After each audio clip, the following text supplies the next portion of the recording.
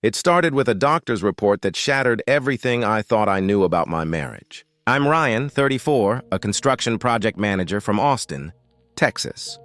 And when my wife, Melissa, came home that night pretending everything was normal, I realized I'd been living beside a stranger for years. If you've ever faced something like this, then this story is for you. If it hit you, make sure to like, share, comment, and subscribe. Your support keeps these stories coming. For weeks, something had felt off. Melissa used to call me at lunch, check in, send random miss you texts. Lately, her phone stayed upside down, her laughter hollow. I told myself it was stress, that maybe she was just tired of routine. But when I started feeling sick, constant fatigue, fever, and pain, the doctor's diagnosis made my stomach drop. STD. The word echoed in my mind like thunder. I hadn't been with anyone else. There was only one explanation. When I came home that night, she was on the couch scrolling through her phone, pretending to be bored. "How was work?" she asked casually, not even glancing at me. I looked at her, the woman I'd promised my life to, and for the first time, I didn't see my wife. I saw the betrayal hiding behind her fake smile. "I went to the doctor today," I said quietly. Her eyes flicked up, a small pause in her scrolling. "He said I have an STD." The phone slipped from her hand. "What?" she stammered, voice shaking for a split second before she tried to laugh it off. That's crazy. Maybe he mixed up the results?" I didn't reply, just stared at her. The silence stretched until it started suffocating the room. Then her mask cracked, and she exploded. "You think I'd cheat on you?" she shouted. "Maybe you should look at yourself first." Always busy, always tired. Her words sliced deep, but behind that anger I saw fear. Real fear. That night, while she locked herself in the guest room pretending to be the victim, I sat alone, piecing everything together. The late-night gym sessions, the coworker who always texted her project updates, the perfume that wasn't hers.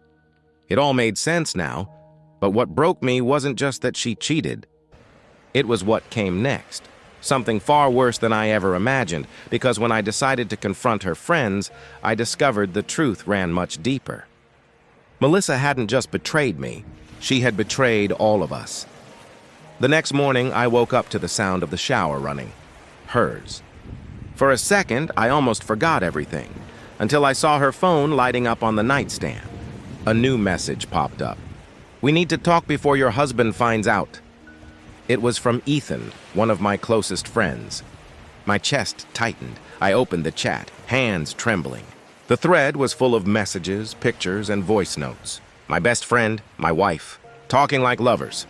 "Last night was insane," one of the texts read. "He'll never know." I wanted to scream, but I couldn't. It was like every sound had been pulled out of me. When she came out of the shower wrapped in a towel, she froze, seeing me with her phone. "Ryan, it's not what it looks like," she said softly, voice shaking. "Then what is it, Melissa?" I asked, staring right through her. "You cheated on me with Ethan, my friend." Her eyes filled with tears, but they weren't tears of guilt. They were fear. "Please, listen." It was a mistake. "I didn't mean for it to happen. Didn't mean to." "You've been seeing him for months," I yelled. "You gave me an STD, Melissa." "The doctor told me what kind it is. It doesn't just appear out of nowhere." She backed away, clutching her towel like it could shield her from the truth. "Ryan, please," she whispered. I was lonely. "You were always working. I needed someone." Her words hit like a punch to the gut. I had spent years breaking my back to give her everything, a home, a future, stability, and now she was blaming me for her betrayal. I walked past her straight to the door. "Ryan, where are you going?" she cried. "To see how many more someones you've needed," I said coldly. I drove to Ethan's house. His car was parked outside like he wasn't even hiding. I knocked, but when he opened the door and saw me, his smirk vanished instantly. "Ryan, hey man, what's up?" I didn't even need to ask. The guilt was written all over his face. "You're sleeping with my wife," I said flatly. He stuttered, trying to find words, but nothing came out. Then the worst part, his girlfriend Sophie came from the kitchen holding 2 mugs of coffee. She froze when she saw me. The look in her eyes told me everything. She didn't know either, and in that moment, I realized something horrifying. Melissa's betrayal had spread like poison through every corner of my life. But it wasn't over yet, because the next thing Ethan said would change everything. Ethan's voice cracked as he tried to explain. "Ryan, man, please." It wasn't supposed to happen like this. It started at Sophie's birthday party. We were drunk, she was upset, you'd left early. Stop! I cut him off. You think that makes it better? Sophie stood frozen, gripping her coffee mug so tightly her knuckles turned white. "Ethan, what's he talking about?" she whispered. Her face was pale, trembling. He looked at her, then back at me. "Sophie, I'm sorry. I didn't mean for you to find out like this. You didn't mean for me to find out," she shouted, tears spilling down her cheeks. "You've been sleeping with his wife?" "My friend?"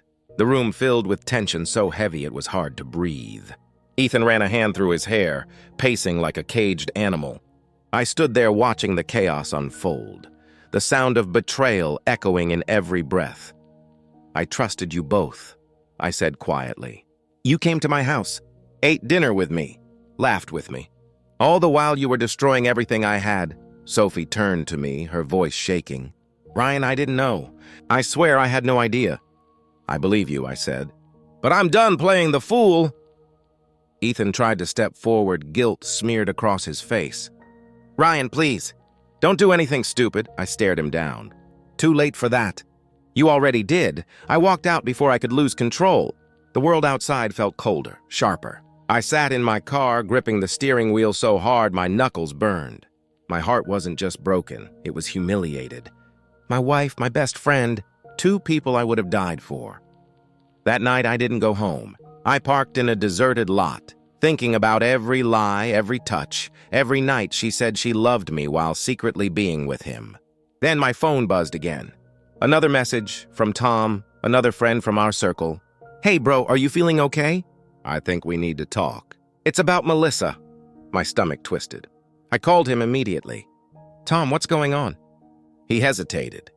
"Listen, man, I didn't want to be the one to tell you, but I think Melissa's been seeing, well, more than just Ethan." My throat went dry. "What do you mean?" He sighed. "She came on to me too.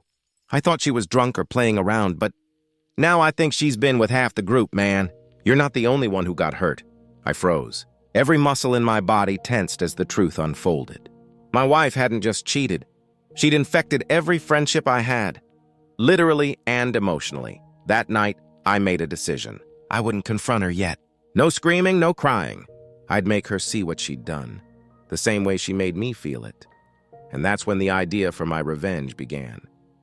I didn't sleep that night. Every thought in my head kept circling back to one word: revenge. Not out of hate, but out of balance. She took everything, my trust, my dignity, my peace, and I wanted her to feel the weight of what she'd done. By morning, my plan had formed like a storm taking shape. It wasn't about screaming or catching her red-handed anymore. That was too small for what she'd done. I wanted her truth to destroy her the way her lies destroyed me. I started with silence. I didn't text. I didn't call. I didn't go home. I wanted her to panic. And by the second day, she did.